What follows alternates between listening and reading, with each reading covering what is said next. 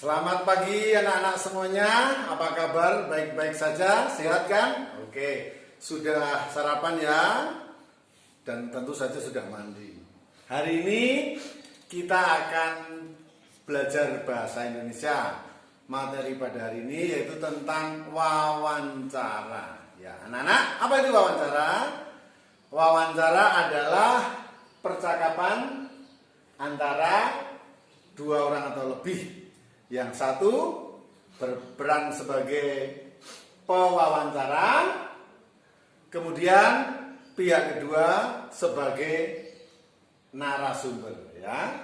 Jadi percakapan antara dua orang atau lebih, yang satu sebagai pewawancara dan satunya sebagai narasumber. Apa itu pewawancara?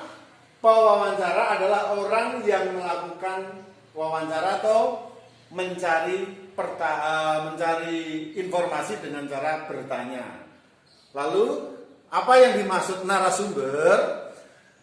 Narasumber adalah orang yang diwawancarai atau orang yang terpercaya untuk menjawab pertanyaan-pertanyaan dari pewawancara.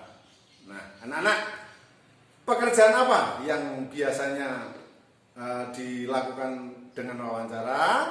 Yang pertama adalah wartawan. Jadi wartawan itu pekerjaannya selalu melakukan wawancara. Oke, jelas itu profesi yang pertama. Kemudian yang kedua adalah reporter.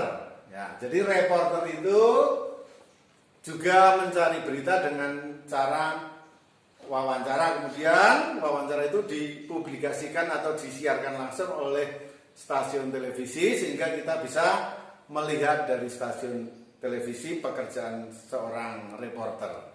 Oke, itu pekerjaan. Sekarang kita akan berlatih melakukan wawancara. Nah, sebelum berlatih melakukan wawancara, ada hal penting yang harus kalian perhatikan, yaitu langkah pertama. Yang pertama adalah menentukan topik. Ya. Topik adalah masalah apa yang akan dibahas, itu namanya topik. Nah, setelah menentukan topik, tentu saja kita harus mempersiapkan pertanyaan. Jadi langkah kedua adalah mempersiapkan daftar pertanyaan. Pertanyaan apa saja yang akan ditanyakan kepada narasumber. Yang ketiga yaitu mempersiapkan alat. Misalnya kalau kita sedang belajar, berarti alatnya adalah pensil dan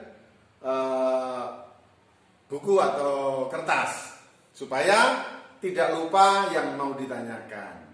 Itu yang ketiga. Kemudian yang keempat adalah mencari atau menentukan narasumber. Nah, kalau sudah menentukan narasumber, langkah kelima adalah menghubungi narasumber. Untuk apa menghubungi narasumber?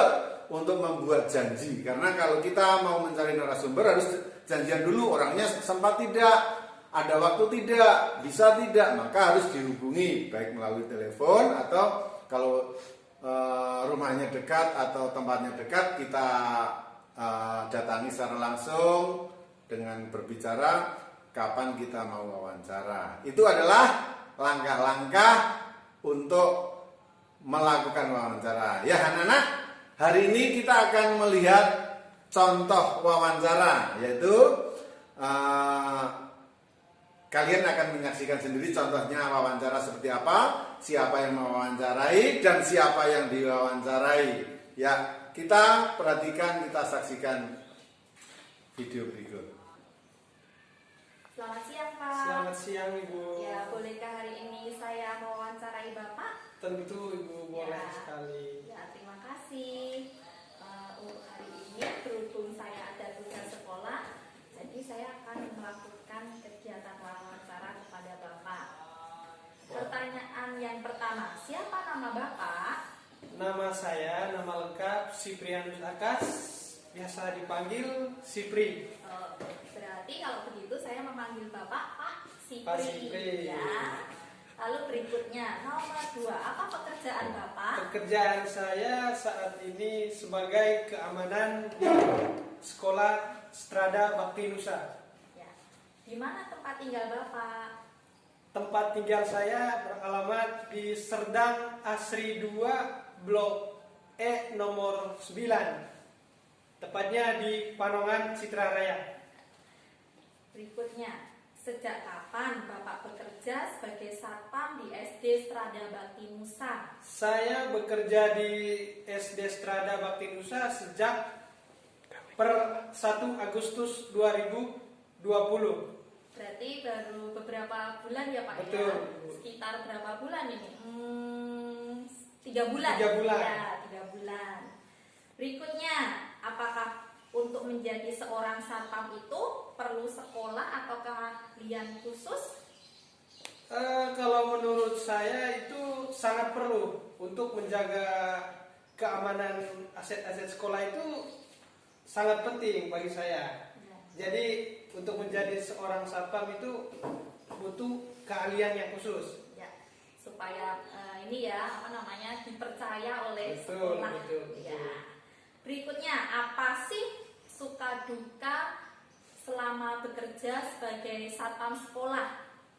Suka sukanya sih ya semua guru maupun murid ataupun orang tua semuanya baik-baik.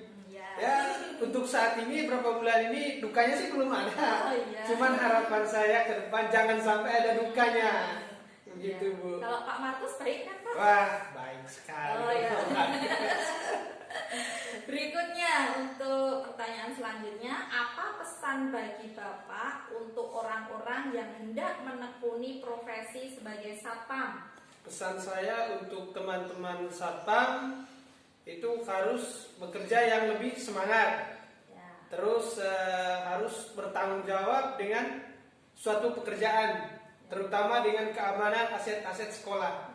Itu yang terutama.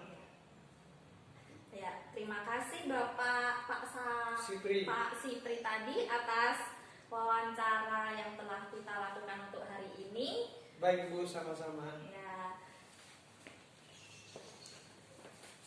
Ya, anak-anak, itu tadi adalah contoh wawancara antara seseorang murid atau mahasiswa dengan seorang satpam ya.